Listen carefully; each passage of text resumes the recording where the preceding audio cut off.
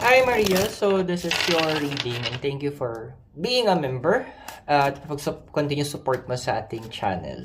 So yung question mo, when can I go back to my birthplace for good? So I would assume na possible na sa ibang bansa ka. So kaya siguro OFW, then of course kahit pangarap naman natin lahat yon na mag-settle down tayo sa place na familiar tayo at may mga memories. So, tingnan natin very quick sa cards mo. So, these readings are exclusive para po sa mga members natin. One of their perks. So, kung gusto mo din magkaroon ng access sa ating mga readings and also mga biglaang readings like this, just click the join button.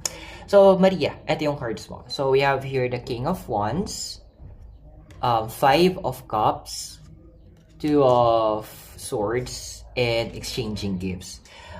Medyo matagal. Siguro kung bibigyan ko to ng time frame, baka there's a possibility. At least, possible lang another 2 to 7 years na bago ka makapag-retire. Pero, ito yung sinasabi ng cards, you can lower mo yung time frame na to.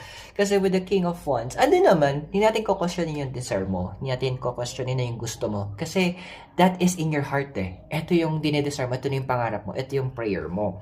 However, andun kasi, nakikita mo with the Five of Cups, nakikita mo doon na there's a lot of things na kailangan mo na ma-accomplish, alaming bahagi na kailangan mo bigyan pansin, ang daming kailangan maayos, kailangan ng foundation.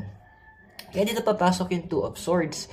So, the card is actually advising kung kailangan mo ng help, kailangan mo ng hahalili sa'yo, kailangan mo ng magiging katuwang, humanap ka. But this time, be sure that the person, hindi lang yung tipong puro salita.